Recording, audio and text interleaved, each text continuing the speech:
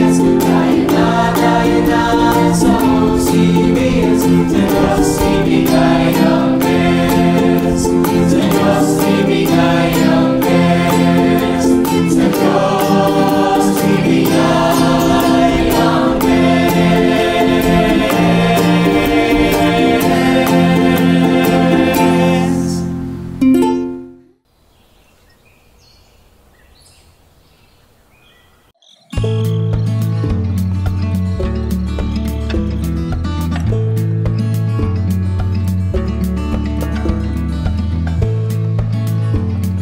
Tanghali mga bata, ako si Kuya JR at ang kakantay natin ngayon ay With Christ in My Vessel, English version. With Christ in my vessel, ready, sing. With Christ in my vessel, I can smile at the storm, smile at the storm, smile at the storm. With Christ in my vessel, I can smile at the storm until He takes me home, sailing. Sailing, I'm sailing home. Sailing, I'm sailing home. With Christ in my vessel, I can smile at the storm until it takes me home. Kantahin natin ang Tagalog version. Kung siya'y nasa akin, ready, sing. Kung siya'y nasa akin, may ngiti rin ako. Kahit bagyo ang dumating, kung siya'y nasa akin, may ngiti rin ako. Hanggang ako'y kunin sa aking paglalakbay, sa aking paglalakbay. Kung siya'y nasa akin, may ngiti rin ako. Hanggang ako'y kunin.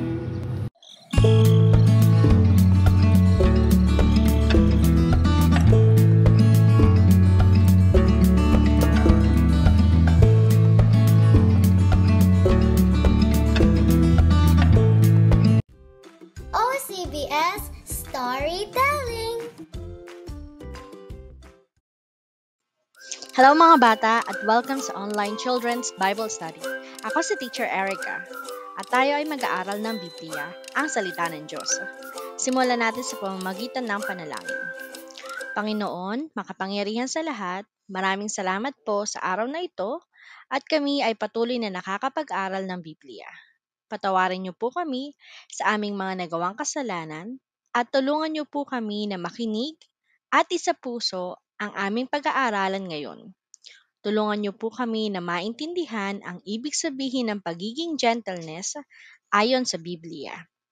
Ibinabalik namin ang papuri at pasasalamat sa tanging pangalan ni Kristo Jesus. Amen. Gentleness. It describes a kind, soft, and non-harsh manner of being. It often implies kindness and a desire to not cause harm or distress. Sa Tagalog, kahinahunan, pagkamalumanay, at pagkamarahan. Ito ay nagnanais na magkaroon ng peace o kapayapaan. Ang story natin ay mababasa sa Biblia sa Esther chapter 1 hanggang chapter 2 verses 2 to 18. Simulan natin ang kwento. Ang title ng ating story ay Queen Esther. Ang kwento ni Esther ayon sa Biblia ay nagsimula sa isang fiesta o kainan na pinamumunuan ni Haring Ahasuerus. Dinaluhan ito ng lahat ng mahahalagang tao sa kanyang malaking kaharian. Habang nakain sila sa fiesta ay gusto ng hari na tawagin ng kanyang asawa ang reyna o ang queen upang pasayahin ang mga panauhin o ang mga bisita, kaya nagpadala siya ng mga katulong upang sunduin ang reyna o ang queen. Pero ayaw ng reyna o ng queen na pumunta. Ayaw niyong sumunod sa hari. Dahil dito ay galit na galit ang hari. Ano ang dapat kong gawin sa reyna o queen na ayaw sumunod sa akin? Galit na sabi ng hari sa kanyang mga tagapayo o wise men. Sabi ng mga tagapayo o wise men sa hari ay, kung hindi mo parurusahan ang reyna o ang queen, lahat ng babae ay gagaya sa kanya. Kaya sinabi ng mga tagapayo o wise men sa hari ay gumawa ng halimbawa ng reyna sa pamamagitan ng pagkuha ng bagong reyna o ng queen. Nagustuhan ng hari ang ideyang ito. Tinawag ang lahat ng mga kabataang babae na mag-apply para sa posisyon ng reyna o bilang kapalit ng reyna. Isa sa mga katulong ng hari ay isang lalaking tinatawag na Mordecai. Siya ay isang Hudyo na nakatira malapit sa palasyo. Si Mordecai ay may magandang pamangkin na tinatawag na Esther. Si Mordecai ay ang kanyang tagapag-alaga at nag-aalaga sa kanya. Nang marinig ni Mordecai na naghahanap ang hari ng bagong reyna, sinabi niya na mag-apply si Esther at siya ay pumayag. Pumunta si Esther sa kaharian at sumama sa iba pang magagandang babae. Pagkatapos ng isang taon, ang mga babae ay binigyan ng mga beauty treatment at pabango bilang paghahanda. Isa-isa silang nagpunta sa hari. At dumating na ang oras na si Esther naman ang pupunta sa hari. Nang makita ng hari si Esther, ay nagandahan at nagustuhan siya agad ng hari. Mas gusto ng hari si Esther kaysa sa lahat ng iba pang kabataang babae na gusto ding maging reyna.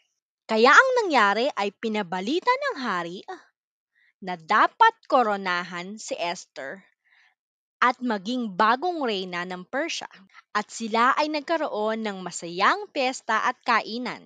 At doon nagtatapos ang ating kwento. Gaya ni Esther, tayo ay dapat magpakita ng pagiging gentleness o palagi nating hanapin ang kapayapaan sa pakikitungo natin sa mga tao. Maipapakita natin ang gentleness o kahinahunan kung tayo ay kagaya ni Jesus. Kagaya ni Jesus sa atin ay magpasensya sa lahat ng tao para makita nila ang pag-ibig ng Diyos sa pamamagitan ng ating pagpapasensya. Sa pamamagitan ng pagsasalita ng may paggalang sa lahat ng tao, bata man o matanda. At ating bantayan ang ating tono ng boses, lalo na kapag tayo ay nagagalit. At humingi tayo ng tulong sa Diyos na ating piliin at humanap ng kapayapaan sa bawat tao. Kapag nagawa natin yan, tayo ay nagpapakita ng gentleness at ang Diyos ay napupuri mo. Si Jesus ay nagpakita ng kamangha-mangha na gentleness sa ating lahat. Dahil mahal tayo ng Diyos. Nang si Jesus, Diyos na naging tao, makapangyarihan, banal at walang kasalanan, ay nakisama sa mga tao, hindi upang husgahan o pagalitan, ngunit si Jesus ay nagsikap na maging gentle sa ating lahat na higit na nangangailangan ng biyaya at kapatawaran ng kasalanan. Sabi sa Juan 3:16 or John 3:16, gayon na lamang ang pag-ibig ng Diyos sa sangkatauhan, ibinigay niya ang kanyang kaisa-isang anak, si Jesucristo o si Jesus Christ, upang ang sinumang sumampalataya sa kanya ay hindi mapahamak, kundi magkaroon ng buhay na walang hanggan. Lahat tayo ay makasalanan at ang kabayaran ng kasalanan ay kamatayan sa hell o impyerno. Kung lahat tayo ay makasalanan, sino ang magliligtas sa atin? Sabi sa Juan 14 verse 6, sabi ni Jesus, "Ako ang daan, ang katotohanan at ang buhay. Walang makakarating sa Ama, sa Diyos, kung hindi sa pamamagitan ko. Hindi dahil sa mabait ka, hindi dahil sa mga mabubuting gawa, o hindi dahil sa sino mang tao kaya tayo maliligtas. Si Jesus lang, si Kristo lang, wala nang iba. Ano ang dapat nating gawin para maligtas? Sabi sa Biblia, kung sino man ang humingi ng tawad at magsisi sa mga kasalanan at maniwala ng buong puso na si Jesus lamang ang namatay at nabuhay na muli para sa atin, ikaw, ako, tayo ay maliligtas. Sabi sa Titus 1, verse 2, upang sila ay magkaroon ng pag-asa ng buhay na walang hanggan, na bago pa nagsimula ang mundo, bago pa nagsimula ang mga panahon, ay ipinangako ng Diyos, ang Diyos na hindi nagsisinungaling. Ang ating memory verse ay nasa Proverbs chapter 15 verse 1. A soft answer turneth away wrath, but grievous words stir up anger. I-memorize natin ang verse at isend ang inyong video kay Sir Cedric. Now let's go to Q&A. Question number 1, ano ang pangalan ng queen sa kwento? Letter A, Queen Elizabeth. Letter B, Queen Eve. Letter C, Queen Esther. Question number 2, paano natin mapapakita ang pagiging gentleness? Letter A, hindi iniisip ang ibang tao ang kanilang nararamdaman. Letter B, isipin na magkaroon ng kapayapaan sa bawat tao. Letter C, huwag sumunod sa utos ng magulang o teacher. Question number 3, ano ang memory verse? Letter A, Proverbs chapter 15 verse 1. Letter B, Proverbs chapter 1 verse 51. Letter C, Proverbs chapter 151 verse 1. Question number 4, si Mordecai ay blank ng hari. Letter A, kaibigan. Letter B, katulong. Letter C, kapitbahay. Question number 5, ano ang nangyari sa dating reyna? Letter A, siya ay hindi sumunod sa hari. Letter B, siya ay umalis. Letter C, ayaw na niya na maging reyna. Please send your answers to Teacher Isa. Thank you for listening at salamat sa pagsama sa akin sa pag-aaral ng Biblia. Bye-bye!